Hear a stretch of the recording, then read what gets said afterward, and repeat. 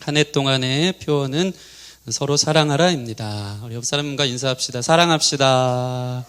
네, 뜨겁게 사랑하는 이 한 해가 됐으면 좋겠습니다. 사랑하는 거에 제일 큰 기본적 표현은 뭐냐면요, 이거더라고요. 밥 한 번 먹읍시다. 이거더라고요.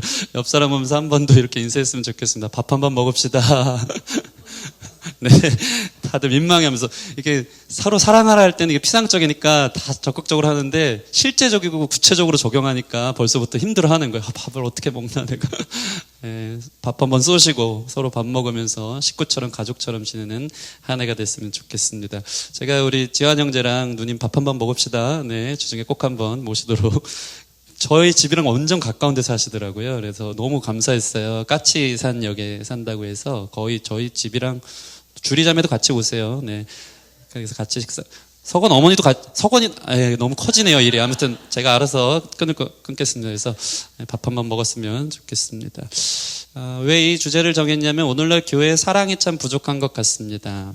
교회는 예수님의 사랑의, 십자가의 사랑의 결과예요.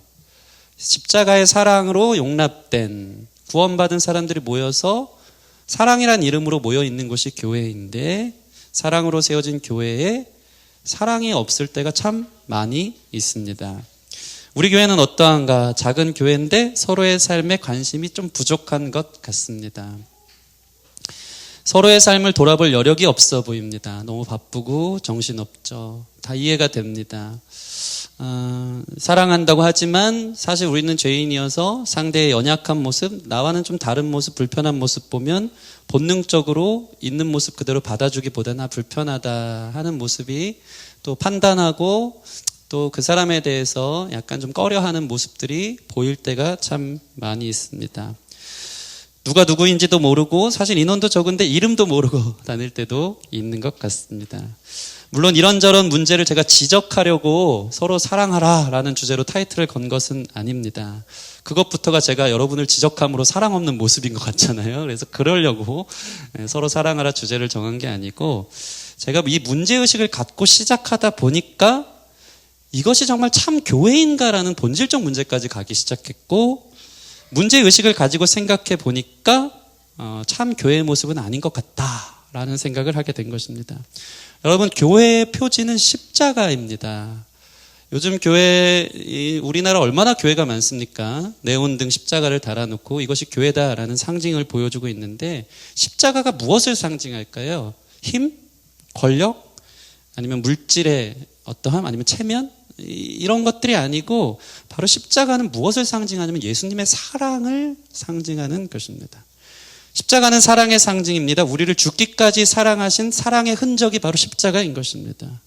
제가 이것을 보기 시작하니까 시작은 문제의식이었는데 생각할수록 서로 사랑하는 것이 십자가 걸어놓고 같이 함께 걸어가는 교회의 본질이더라고요.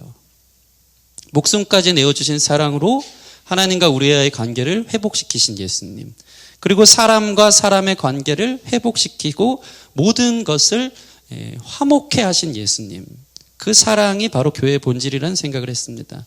결국 사랑입니다. 사랑을 통해 하나님과 사람과의 관계가 회복된 것입니다. 사랑할 때 하나님을 알고, 사랑할 때 하나님이 세상 가운데 보여지는 것.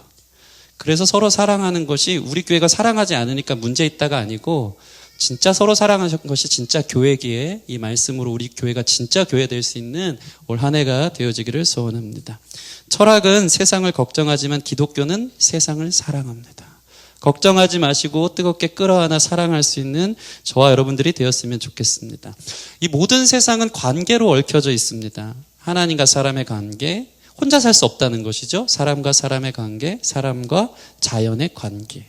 얽혀져 있는 관계를 죄인이 운영하고 죄인의 역사된 사람이 만들어갈 때는요, 파괴적이고 소모적일 때가 참 많아요. 관계를 소모하고 자원을 소모하고 서로를 이용해서 내가 내 중심적으로 살아가는 역사를 만들 때가 많습니다. 그런데 이 얽혀져 있는 관계를 회복하고 세워가는 유일한 공동체가 있는데, 그것은 바로 십자가를 걸고 있는 교회여야 한다는 것입니다. 함께 세워가는 것, 함께 살 수 있도록 만드는 것. 얽혀진 관계를 죄된 욕심으로 만들어가는 게 아니고 사랑으로 만들어갈 수 있는 유일한 모습은 바로 교회인 것입니다. 교회가 예수님을 따라간다면, 예수님처럼 사랑을 실천한다면 그것이 세상에서 그 어디에도 찾아볼 수 없는 교회의 참된 영광이 되어지는 것입니다. 그렇게 서로 사랑할 수 있는 우리 2020년이 되기를 바랍니다. 그래서 기독교는 관계 중심인 거예요. 관계가 매우 중요합니다. 하나님과 나와의 관계, 나와 이웃의 관계, 그 관계를 사랑으로 묶어내는 것. 우리는 신앙생활이 나와 하나님과의 관계로만 생각하지만 하나님과 나와의 관계는 반드시 이웃을 향해 드러나기에 하나님 사랑하는 만큼 이웃을 사랑하는 온전한 관계들이 세워지기를 소원합니다. 따라서 기독교 신앙을 가진 사람이 이웃과의 관계를 대수롭지 않게 여긴다면 사실 그것은 하나님의 뜻과 일치하지 않는 것입니다. 우리는 그동안 무엇에 목숨 걸고 살았습니까? 무엇이 가장 중요합니까? 예수님이 목숨 건 게 뭘까요? 바로 하나님과의 관계, 사람과 사람의 관계를 회복하기 위해 십자가의 목숨을 건 거예요. 우리가 예수님을 따라가는 교회라면, 예수님을 머리로 둔 교회라면 우리가 목숨 걸 목표는 바로 관계라는 거예요. 여러분은 무엇에 우리의 삶에 가장 중요한 이슈를 두고 목적을 갖고 살아갑니까? 예수님에게 있어서 가장 중요한 것은 십자가의 사랑으로 모든 관계를 화목하는 시키는 것이었어요. 우리 삶도 예수님을 따라간다면 우리 삶에 가장 중요한 것이 바로 사람과 사람과의 관계인 줄 믿습니다. 그래서 오늘 그 예수님의 사랑을 우리가 배우기 위해서 오늘 이 말씀이 있는 것입니다. 오늘 말씀을 다시 한번 읽어보겠습니다. 34절 시작. 새 계명을 너희에게 주노니 서로 사랑하라. 내가 너희를 사랑한 것 같이 너희도 서로 사랑하라. 여기서 보면 주님께서 서로 사랑하라고 했는데 사랑하는 방법이 딱 한 가지 나와요. 그게 뭐죠? 내가 너희를 사랑한 것 같이. 하나님이 사랑이시거든요. 하나님의 사랑은 예수님을 통해 나타났거든요. 제대로 사랑하려면 예수님처럼 사랑하는 거예요. 그래서 내가 너희를 사랑한 것 같이, 예수님처럼 사랑함으로 우리는 서로 사랑할 수 있다는 것을 예수님이 말씀하시는 것입니다. 그렇다면 예수님이 우리를 어떻게 사랑하셨는가? 오늘 세 가지, 많은 것들이 있는데 세 가지로 좀 짧게 나누면서 이 마음 그대로 나도 이웃을, 우리 서로 형제를 사랑했으면 좋겠다 하는 저와 여러분들이 되었으면 좋겠습니다. 예수님은 어떻게 우리를 사랑하셨는가? 첫 번째로 예수님은요, 법보다 사람이 중요했어요. 이건 매우 중요합니다. 법을 다른 말로 하면 규칙, 규범, 율법 또는 옳음이라고 할 수 있어요. 예수님은 옳음보다 사람을 더 소중히 생각하셨다는 것입니다. 어떤 사람은요, 관계보다 자기의 옳음이 더 중요하다고 생각하는 사람이 있어요. 제가 많이 찔리더라고요. 이 말씀을 묵상하는데, 나는 그런 꼴은 절대 못 봐 하는 사람들, 나 그건 절대 용납 못해, 내 눈에 흙이 들어가기 전까지는. 자기의 옳음의 기준이 관계보다 중요한 사람들이 있는 거예요. 나는 그런 사람은 절대 상종을 안 해 하는 것이죠. 자신의 기준이 절대적인 사람들, 제발 그 절대 또는 내 사전에 이런 말을 안 했으면 좋겠습니다. 여러분이 자기 사전 너무 좋아하지 않았으면 좋겠어요. 우리도 다른 사람 볼 때, 다른 사람이 우리를 볼 때, 난 그런 사람 절대 상종 안 해, 나는 내 눈에 흙이 들어가기 전까지는 내 원칙이 아니야 하는 사람들이 사실은 허점투성인 연약한 사람이라는 사실을 우리가 인정해야 한다는 것입니다. 사람은 다 불완전한 것이죠. 여러분, 만약 하나님께서 당신의 절대적인 기준으로 우리를 대했다면, 하나님 사전에 또는 절대로 결코 그건 용납할 수 없어 한다면 하나님처럼 완전하고 거룩하신 기준 앞에 서 있을 수 있는 사람은 아무도 없을 것입니다. 하나님은 공의의 하나님이시지만 공의로 사람을 죽이려는 것이 아니라 사랑으로 살리려고 오신 분이십니다. 하나님은 당신의 법으로 사람을 심판하는 것이 아니라 당신의 사랑으로 사람을 구원하러 오신 것입니다. 예수님을 닮은 사랑은 법, 규칙, 자기의 어떠함보다 먼저 사랑이 중요하다라는 것을 앞서 내세우는 사람의 모습인 줄 믿습니다. 자기의 옳음보다 사랑이 먼저다. 하나님의 기준, 성격 포기하시고 모든 것을 사랑으로 덮으신 것처럼 그렇게 서로 예수님 닮아 사랑할 수 있는 우리 교회가 되었으면 좋겠습니다. 레너드 스윗의 관계의 영성이라는 책에 이런 예화가 있어요. 이웃 사람이 자신의 차를 실수로 크게 망가뜨린 거예요. 그리고 나서 생각해본 묵상입니다. 책에 나온 내용인데 제가 읽어드릴게요. 나는 옳은 사람이 되거나 옆집 사람과 관계를 지키거나 둘 중 하나다. 아무래도 이 트럭보다는 옆집 사람이 나하고 더 오래 지내게 될 것이고, 그래서 나는 옳은 사람이 되느냐보다는 관계를 지키기로 했다. 트럭은 어차피 망가지니 내 트럭은 예상보다 좀 더 일찍 망가진 것뿐이다. 내가 옳다는 개인적 만족을 위해 우리의 관계를 얼마나 많이 희생했나. 논쟁에서 이겼지만 친구를 잃거나 마음의 상처를 입힌 적이 얼마나 많은가. 여러분이 항상 옳아야 한다고 생각한다면 이것이야말로 사소한 것에 목숨 거는 것이다. 매우 중요한 이야기인 것입니다. 저도 이 글을 읽고 이웃과의 관계를 생각했습니다. 목사로서 나는 옳음보다 사랑하면서 살아가는가. 제가 빌라에 살다 보니까 제일 걸리는 문제가 바로 이중주차 문제입니다. 오늘도 이중주차가 있었습니다. 근데 문제는 뭐냐면 저희 동 사람이면 상관없는데 꼭 옆에 빌라 사람이 우리 빌라에 차를 대놓고, 알고 보니까 옆에 빌라는 늘 차가 많기는 합니다. 근데 꼭 저희 동네, 저희 빌라에 차를 대놓고, 문제는 뭐냐면 전화하면 늘 안 받는다는 것이죠. 꼭 한 대가 그렇습니다. 제가 한 3번 정도 참았어요. 출근을 막 어디 나갈 걸 못하고 이제 대중교통으로 3번 정도 참다가 꼭 이게 전날 술을 먹고 전화 안 받는 이 사람이었습니다. 네, 너무 미웠어요. 너무 이렇게 사람이 그냥 싫더라고요. 한 번은 제가 너무 화가 나서 아주 난리를 쳤습니다. 빵빵 그 빌라가 다 떠들썩하게 경적을 막 울려가면서 차 빼세요. 누군지 아니까 그쪽 호수도 알거든요. 막 험한 말 나오려고 그래. 그 사람 있어요. 차 빼, 나와. 하는 거예요. 한 20분, 30분 실갱하는데 절대 안 나오는 거예요. 그래서 제가 너무 화가 나서 경찰차를 불러서 사이렌 소리를 좀 울려달라. 이번에 본때를 제대로 보여주겠다 하는 마음이 있었던 것이죠. 어떻게 남의 집 빌라에다 차를 대는가? 왜 이중 주차를 하고 전화를 안 받는가? 내 스케줄이 다 망가진 것이 너무 화가 나서 그 술 먹은 그 게으름뱅이 뚱땡이가 너무 싫은 마음이 제 안에 있었던 것이죠. 지금 막 드러나고 있어. 이것은 사실 지극히 당연한 분노일 수 있고 옳음일 수 있는 것인데, 그런데 문제는 뭐냐면요, 제 옳음으로 저는 그 사람을 잃었더라고요. 난 그냥 그 사람에게 똑 부러지는 험한 이웃이 되었을 뿐, 그게 다지 더 이상 그 사람에게 있어서 저는 목사입니다 얘기할 수 없게 될 것 같고, 복음의 기회라든가 사랑으로 덮을 수 있는 기회는 없게 되는, 완전히 관계가 단절된 사람이 되었다는 것에 대해서 제가 얼만큼 후회를 했는지 모릅니다. 그래서 그 뒤로는 여전히 제 앞에다 두는데요, 그냥 그러려니 하고 사람 다 그렇지, 내가 졌다 하면서 그냥 이렇게 있을 때가 참 많이 있는 것이죠. 우리는 관계보다 이겨야 직성이 풀릴 때가 많습니다. 내 옳음을 위해 실컷 싸우고 나서 자기가 이겼습니다. 그런데 그 관계가 끝났습니다. 그럼 기분이 좋을까요?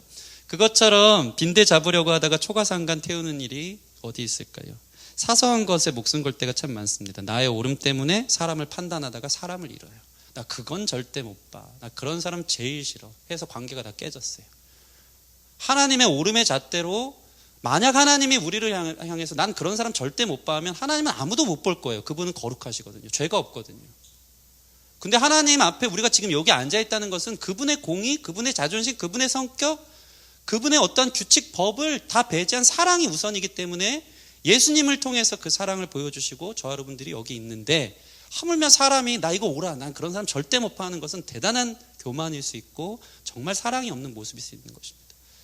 관계를 회복하기 위해서 예수님이 이 땅에 온 것처럼 우리가 예수님 닮은 사랑을 한다는 것의 최우선순위는 바로 관계인 것입니다. 여러분의 옳음을 때로는 양보하십시오. 사람이 금방 안 변해요. 자기가 옳아서 주장을 해서 그게 성공했고 잘 먹히는 것 같아도 그 사람은 결코 변하지 않습니다. 계속 길게 보면서 관계 안에서 사랑하면서 하나님의 사랑 안에 서서히 변해가는 것을 기다릴 때, 그것이 진짜 예수님의 사랑이다. 여러분 안에 이러한 옳음보다 인간과의 관계가 더 중요하다는 마음으로 예수님처럼 사랑할 수 있는 저 여러분들이 되었으면 좋겠습니다. 새해에 송구영신 예배를 드렸어요. 1박 2일 엠트를 했는데 내년부터는 절대 안 하려고 지금 생각 중에 있습니다. 가장 큰 이유 중에 하나는 다음 날 제가 산 위에 올라가서 외치고 싶었던 비전이 있었어요. 저는 아직까지 약간 좀 꼰대 기질이 있나 봐요. 청년 때 저는 새해에 참 으쌰으쌰 하자, 전날 밤 늦게까지 예배 2-3시까지 드렸어도 딱 피곤해도 아침을 깨우자, 산에 올라가서 서로 사랑하라 외치면 얼마나 좋을까 하는 이상, 저의 규칙, 법이 있었던 것이죠.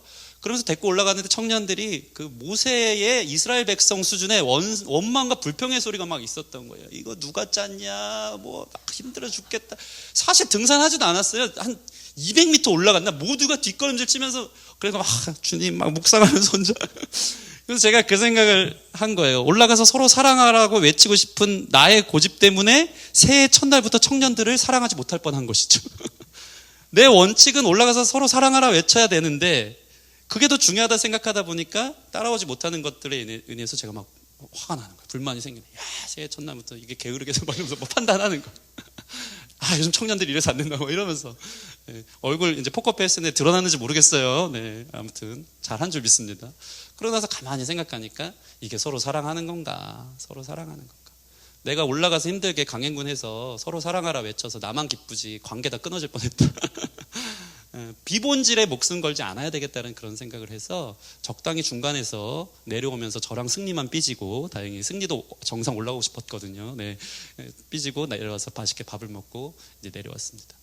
참 중요한 것 같아요. 중요한 것 같아요. 이거 꼭 해야 되는데 그 규칙 오름, 그것 때문에 관계를 잃어버리고 더 소중한 사람을 놓칠 때가 얼마나 많은지.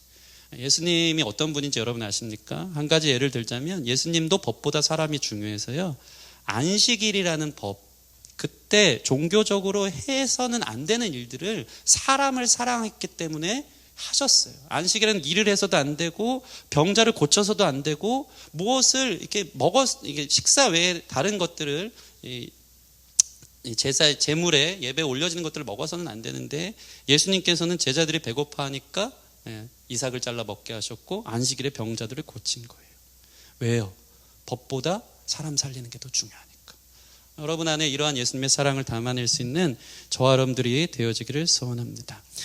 사실 이 규칙이라는 어원은 헬라어로 캐논이라고 그래요. 캐논 많이 들어보셨죠? 정경이라고 하는데 영어로는 레귤러의 어원이기도 합니다. 근데 이 규칙의 어원적 의미는요, 바로 고든 막대를 얘기한대요. 막대로 자대듯이 사람들을 이렇게 재는 것이죠. 근데 버팀목의 어원이 사실은요, 식물이 힘이 없어서 꺾이고 자꾸 옆으로 쓰러져 갈 때 똑바로 자라갈 수 있도록 옆에 버팀목을 대주는 것이 바로 규칙의 어원이라는 것입니다. 그게 레귤러예요. 그게 캐논이에요. 다시 말해서 혼자서 살지 못하는 식물을 잘 대줘서 하늘을 향해 바로 살아갈 수 있도록 하는 게 규칙이라는 건데, 우리는 율법과 규칙으로 사람을 더 꺾어놔요. 그거 아니면 완전히 사람 취급 안 하고 더 죽여요. 사실 규칙의 어원은 더 잘 자랄 수 있도록 만드는 건데, 교회의 규칙으로 자기의 신앙적 어떤 색깔로 사람들을 판단하고 정죄하고 그건 아니지, 그건 내 눈엔 절대 못 볼 꼴이 하는 사람 모습으로 사랑보다 자신의 올바른 잣대, 잘못된 그 잣대를 들이대서 사람을 죽일 때가 많다는 것이죠. 진짜 규칙은 사람을 살리는 것입니다. 우리 교회 안에 서로 사람을 살릴 수 있는 사랑의 규칙이 세워졌으면 좋겠어요. 그것보다 더 소중한, 더 온전한, 더 뛰어난 가치가 있는 규칙은 없는 거예요. 오면 누구나 살아갈 수 있는, 하늘을 향해 곧게 뻗어나갈 수 있는 식물처럼 그러한 규칙의 사랑으로 서로를 대할 수 있는 멋있는 교회 되기를 소원합니다. 두 번째, 예수님은 우리를 어떻게 사랑하셨는가? 바로 섬기시는 사랑입니다. 예수님의 사랑에는요, 자기 위치와 자리, 자존심이 없더라고요. 오늘 말씀은 13장, 저희가 34절 읽은 이 말씀의 앞에 본문에는 뭐가 나오냐면요, 예수님이 제자들의 발을 씻겨주는 장면이 나와요. 요한복음 13장에는. 당시에 선생이나 주인이 이 자기보다 밑에 있는 사람들의 발을 씻겨주는 것은 이 고대 근동의 문화에서는 찾아볼 수 없는 일입니다. 당시 예수님은 선생이었는데 지금 종이 하는 일, 종 중에서도 가장 하층의 종이 하는 일을 한 거예요. 제자들의 발을 씻겨주는 일. 이 발은요, 유대 사회에서 가장 더러운 부분이었고요, 당시는 이 사막 기후 속에서 슬리퍼 같은 샌들을 신고 다녔기 때문에 하루 종일 발에 흙먼지가 많이 묻어 있고 더러워져 있고 메말라 있는 것이 발이에요. 손님이 오면 종이 하는 게 뭐냐면요, 가서 발 씻으라고 대야에다 물을 떠다 줘요. 그러면 자기가 씻든지 아니면 좀 잘 사는 집은요, 최고 하위층의 종이 가서 그 발을 씻겨주는 일을 하는 거예요. 근데 예수님이 제자들보다 훨씬 높은 스승이고 선생이시고 주인이신데 지금 제자들의 발을 씻겨주면서 내가 너희를 사랑한 것처럼 너희도 서로 사랑하라고 말씀하고 계신 것입니다. 우리 요한복음 13장 14절 말씀 한번 찾아볼까요? 오늘 이제 드디어 나왔습니다. 앞에 보지 마시고 여러분 성경에 쓰면 찾고 여러분 어플로도 보시면 되겠습니다. 요한복음 13장 14절 같이 읽겠습니다. 앞에 본문에 있죠. 시작. 내가 주와 또는 선생이 되어 너희 발을 씻었으니 너희도 서로 발을 씻어주는 것이 옳으니라. 예수님의 사랑은 가장 낮은 자리에서 자신의 자격, 자신의 위치를 내려놓고 섬기시는 사랑이었습니다. 이것이 바로 교회입니다. 세상은 질서, 권위, 높은 사람, 아랫사람 가운데서 누가 누굴 섬겨야 되는지가 정확하게 되어 있지만 교회는 반대예요. 위에 사람, 더 높은 사람, 더 힘이 있는 사람들이 더 섬겨주고 사랑하는 것. 예수님 닮은 사랑은 그것인 줄 믿습니다. 여러분이 높은 자리에 있을수록 대접받고 인정받고 섬김받기에 다니는 게 아니고 있을수록 더 그것을 통해서 사랑하기 위해 살아가는 것. 그것이 바로 예수님 닮은 사랑인 줄 믿습니다. 어제 제가 한 형제를 만났는데 이런 얘기를 했어요. 오늘날 교회가 자본주의 소비의식 속에서 얼마나 많은 교회와 공동체를 픽스하고 다니는지 모른다. 내가 이런 공동체를 만들 생각은 안 하고 이 교회 가면 나를 섬겨주겠지, 이 교회가 나한테 유익이 되겠지, 여기 교회가 나한테 분위기가 맞고 여기 인테리어가 괜찮고 예배 스타일이 나랑 딱 맞아.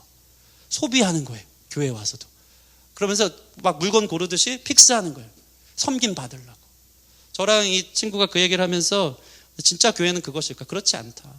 많은 사람들이 이상적인 공동체를 찾아다니지만 여러분 이상적인 공동체 찾아봐도 교회도 다 사람 사는 곳이라 냄새나고 오래 있다 보면 깊이 들어갈수록 죄인들이 있는 곳이어서 상처받고 힘들 수 있어요.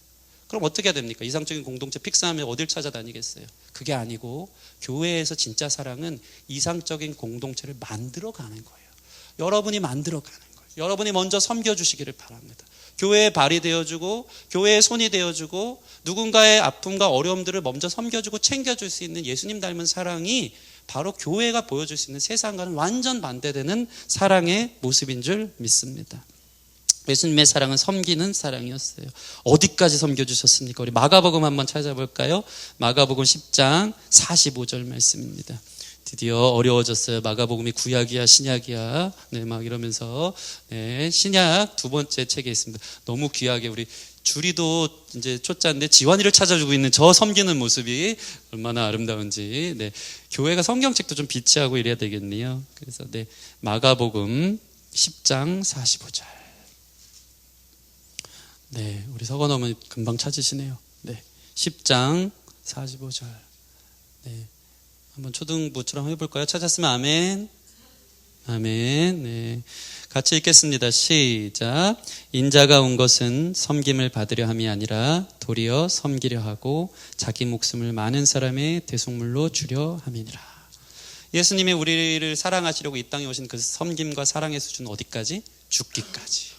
내가 죽기까지, 내 자존심이 무너지기까지, 체면 불구하고 끝까지 사랑하는 모습이 예수님의 사랑이었다는 것입니다. 교회는 이러한 섬김의 사랑으로 꽃이 피어야 하는 것입니다.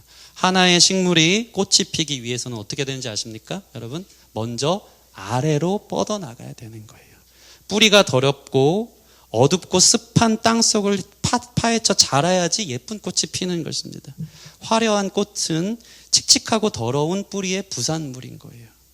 우리 교회가 사랑으로 꽃피는 관계가 되려면 서로의 연약함, 누추함, 더러운 뿌리까지도 내려가 닦아주고 안아줘야 되는 거예요. 그때 아름다운 사랑의 꽃이 피는 교회가 되는 것입니다. 성경에서는 우리 관계를 위해 주저없이 손을 더럽히신 하나님의 이야기가 나오는 것입니다. 주도적으로 내려오세요. 가장 낮은 곳으로 섬기시려고. 관계의 밑바닥으로 주인이지만 종이 되어서 그 발을 씻겨주게 오시는 사랑을 보여주신 것입니다. 왕이셨지만 모든 품위를 내려놨고요. 말구이에 태어나셨으며 벌거벗겨진 상태로 모든 품위 없이 십자가에 달리셔서 그 사랑으로 우리를 죽기까지 섬기신 예수님의 사랑. 그 사랑이 우리 교회를 멋있게 세워갈 수 있는 그러한 교회가 되어지기를 소원합니다. 세 번째는 예수님의 사랑은 어떤 사랑이었냐면요. 이게 참 감사한 건데 바로 있는 모습 그대로 사랑하신 것입니다. 우리 옆 사람 보면서 있는 모습 그대로 예수님이 당신을 사랑하십니다. 이렇게 좀 격려해 주세요. 아멘. 여러분, 예수님은요, 세상 기준 잣대 사랑할 만한 사람 찾으시지 않으셨고요. 죄인과 병자, 사회에서 격리된 사람 있는 모습 그대로 그들을 품고 사랑해 주셨을 뿐만 아니고 그들을 고쳐주신 분이십니다. 이게 매우 중요해요. 우리가 교회에 오는데도 불구하고 내가 사랑받을 사람인 것처럼 세상적인 가면을 쓰고 올 때가 참 많이 있어요. 괜찮은 사람인 것처럼 앉아 있다는 것이죠. 교회 오면 사실 내 있는 모습 그대로 와도 세상에서는 지치고 힘든 그 모습이었지만 교회에 오면은 그래도 위로받고 사랑받고 형제가 그런 모습들을 용납하고 안아주고 함께 빛 가운데 드러내서 끌어안고 기도해주는 모습이 있어야 되는데, 내 어떠한 이런 연약함, 누추한 모습들 보여주면 나 교회에서 사랑받지 못하겠지. 그러니까 교회에서도 우리가 가만히 양반처럼 앉아있으면서 다 괜찮은 척 하는 거예요. 사실 힘들고 외롭고 지치고 죄 때문에 늘 눌려서 살아가는 게 우리 자신인데 정직하지 못하게 살아야지만 교회에서도 내가 한 자리 잡을 수 있겠다 하는 마음이 있을 때가 얼마나 많은지 몰라. 교회는 예수님의 사랑처럼 있는 모습 그대로 사랑해야 되는 것이 교회라는 것입니다. 늘 그런 마음을 가지세요. 여러분 안에 뭐 조금만 형제와 자매의 연약한 모습 보면 상처받을 준비되어 있고 어떻게 저럴 수가 있어. 그런 모든 태도가 올해에는 없기를 바랍니다. 원래 사람이 그런 거예요. 원래 사람은 연약해. 원래 사람은 냄새나요. 그 모습 그대로를 끌어안아주고 사랑하는 것이 진짜 교회의 본질이고, 예수님이 우리를 그렇게 사랑하셨기에 우리도 그렇게 사랑할 준비가 되어져 있어야 한다는 것입니다. 우리 에베소서 5장 8절에서 11절 말씀, 이것이 바로 빛의 자녀된 교회가 살아가야 될 삶의 방식이거든요. 에베소서는 또 어디 있을까요? 에베소서 큰일 났어요. 5장 8절, 점점 심화로 들어갑니다. 에베소서 5장 8절에서 11절 말씀, 신약성경 316페이지고요. 네, 신약성경 중간쯤 있습니다. 에베소서 5장 8절에서 네, 여러분들을 사랑하고요. 성경 못 찾아도 용납하고 이해합니다. 네, 에베소 5장 8절에서 11절 말씀 같이 읽을까요? 우리 기다려주겠습니다. 네. 우리 두이 자매가 한번 찾아주세요. 두 분이 씨름하고 있는 게 그래요. 에베소서 5장 8절에서 11절 말씀. 같이 읽겠습니다. 에베소 5장 8절에서 11절 말씀 시작. 너희가 전에는 어둠이더니 이제는 주 안에서 빛이라. 빛의 자녀들처럼 행하라. 빛의 열매는 모든 착함과 의로움과 진실함에 있느니라. 주를 기쁘시게 할 것이 무엇인가 시험하여 보라. 너희는 열매 없는 어둠의 일에 참여하지 말고 도리어 책망하라. 여러분, 이 말씀을 보세요. 우리는 이전에 어둠이었는데 이제 빛의 자녀가 됐대요. 하나님 빛이시거든요. 빛 가운데 모든 걸 드러내시고 우리로 하여금 빛의 자녀라고 말씀하신 것입니다. 빛은 어둠을 다 드러내요. 마치 우리가 이 동전 하나가 냉장고 밑에 들어가면요, 그 빛을 보면 보입니까 안 보입니까? 아무것도 안 보이는데 후레쉬 빛을 딱 켜면은 냉장고 밑에 5만 가지 더러운 먼지와 수많은 장난감들이 있음을 확인하는 것입니다. 처음에 너무 깜깜했는데 빛을 비추면 그렇게 먼지가 많고 온갖 잡다한 것이 다 들어있는 것을 확인하는 것이죠. 우리는 빛의 자녀예요. 빛은 어둠을 밝히고 더러움을 드러내요. 그래서 진실함에 있는 거예요. 그러니까 보세요. 다 죄인인데 다 사실은 어두운데 여기 와서 내가 스스로 깨끗한 척 하는 데가 교회가 아니고요. 예수님의 말씀에 비답해 우리가 폭로됐을 때 맞아요. 저 그런 죄인이에요. 저 그런 연약함이 있어요. 감추지 말고 그것들을 드러내는 거예요. 그게 사랑의 진실함이라는 거예요.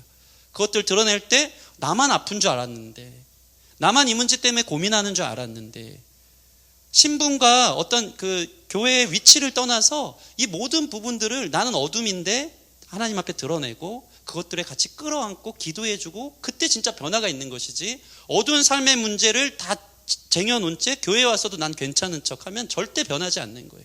진짜 사랑의 공동체는 서로의 아픔들이 드러나고 그것들을 가지고 오픈했을 때 정죄하고 판단하는 것이 아니고, 나도 사실 그래, 그 부분이 있구나 하면서 끌어안고 기도해 주는 것, 그것이 진짜 사랑의 공동체라는 것입니다.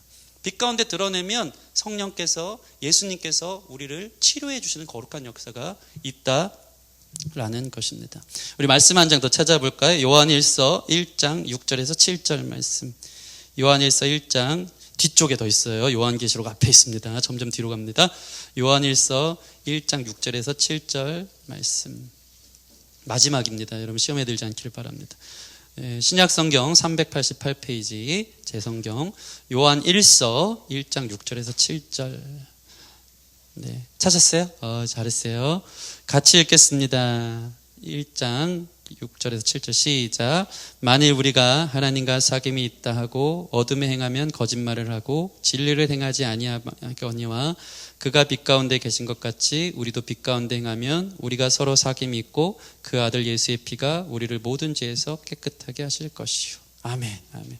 여러분 보세요. 우리가 하나님과 사귐이 있다 하고 어둠에 행한다는 것은 이 앞에 문맥들을 보면요, 다 감추는 거예요. 괜찮은 척 하는 거예요. 그건 뭐라고요? 거짓말하는 거예요.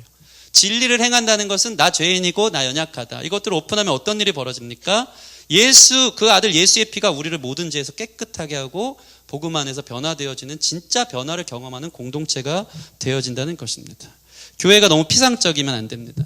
우리 삶에 변화가 없는 이유는 어둠 가운데 감추어져 괜찮은 척 앉아있기 때문이에요. 교회는 일종의 병원과 같아요.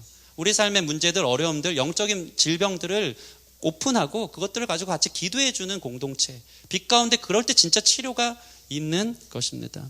목사도 가까이서 보면 냄새나고 연약한 모습이 많아요. 목사는 예수님이 아니고 목자로서 함께 그 빛 가운데로 나아가고자 하는 사람들인 거예요. 같이 기도하고 우린 다 약자고 다 연약한 것이죠. 이 연약함을 서로 드러내고 같이 끌어안아 줄 수 있는, 예수님께로 나아갈 수 있는 우리 멋있는 공동체가 되어지기를 소원합니다. 우리 말씀을 맺겠습니다. 그래서 우리도 예수님처럼 서로 사랑하기를 바랍니다.